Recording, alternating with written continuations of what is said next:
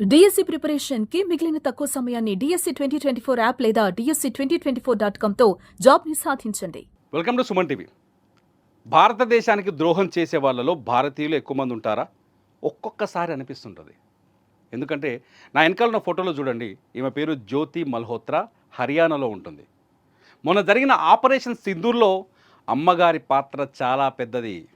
పోలీసులు కావచ్చు, ఎన్ఐఏ కావచ్చు, ఇంటెలిజెన్స్ కావచ్చు, ఒక రిపోర్ట్ని తయారు చేస్తే ఈమె పాకిస్తాన్కి లీక్ చేసిన, ఈమె పాకిస్తాన్కి ఇచ్చిన రహస్యాలు చాలా ఉన్నాయి.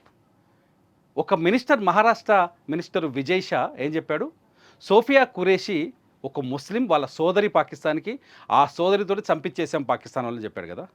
ఇలా ఆలోచించి ఒక బుద్ధిమంతులకు నేను చెప్తున్న ప్రశ్న, ఈమె హిందూ, జ్యోతి Malhotra Hindu. Travel with Jo అని ఒక యూట్యూబ్ ఛానల్ నడిపిస్తుంది. బోల్డ్ అంతమంది ఫాలోవర్స్ ఉన్నారు.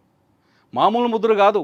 హర్యానా, పంజాబ్, కాశ్మీర్, రాజస్థాన్ సరిహద్దు ప్రాంతాల్లో ఒక నెట్వర్క్ని క్రియేట్ చేసి, ఆ నెట్వర్క్ ద్వారా మన భారత సైన్యానికి సంబంధించిన రహస్యాలను సేకరించి, వాళ్ళ స్థావరాల గురించి వీడియోలు తీసి పాకిస్తాన్కి సంబంధించిన ఇంటెలిజెన్స్కు పంపించిన మహాగణురాలు.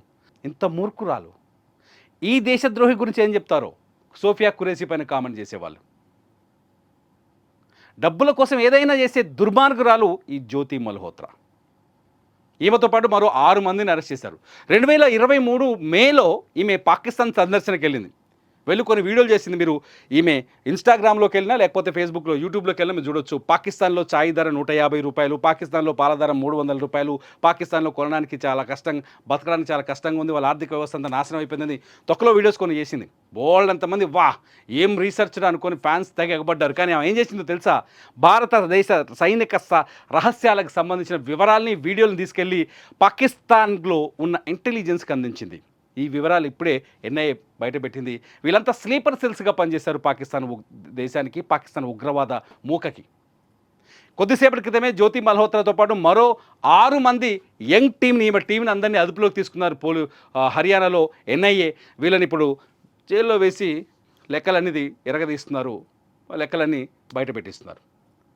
సో సోఫియా ఖురేషీ లాంటి ఒక దేశభక్తురాలిపైన కామెంట్ చేసేటప్పుడు దేశద్రోహులు మనలో ఎంతమంది ఉన్నారో ఒకసారి ఆలోచించుకోవాల్సిన అవసరం ఉంది. ఈమె 2023లో పాకిస్తాన్కి వెళ్ళేటప్పుడు ఢిల్లీలో ఉన్న పాకిస్తాన్ హై కమిషన్లో ఒక వ్యక్తి, ఆయన పేరు ఏంటంటే ఈషాన్ అర్ రహీం, ఆయన పేరు డానిష్, ఉరఫ్ డానిష్ అంటారు. ఆయనతో కొంత పరిచయం ఏర్పాటు చేసుకుంది. వాడు ఏదో డబ్బులు ఆశ పెట్టాడు, లేకపోతే నీకు ఆమె పాకిస్తాన్ వెళ్ళొచ్చిన తర్వాత ఆయనతో ఫ్రెండ్షిప్ కంటిన్యూ చేసింది. మామూలు ఫ్రెండ్షిప్ కాదు, దోహా కూడా వెళ్ళిందంట. వివిధ దేశాల్లో ఉన్న టూరిస్ట్ పాస్ట్లో కూడా వెళ్ళొచ్చిందంటే ఇంకా ఆమె ఇన్స్టాగ్రామ్ వీడియో చూస్తే మీకు అర్థమైపోద్ది. సో ఆ స్నేహాన్ని డబ్బు కింద మార్చుకునే ప్రయత్నంలో ఈ దేశానికి ద్రోహం చేసింది.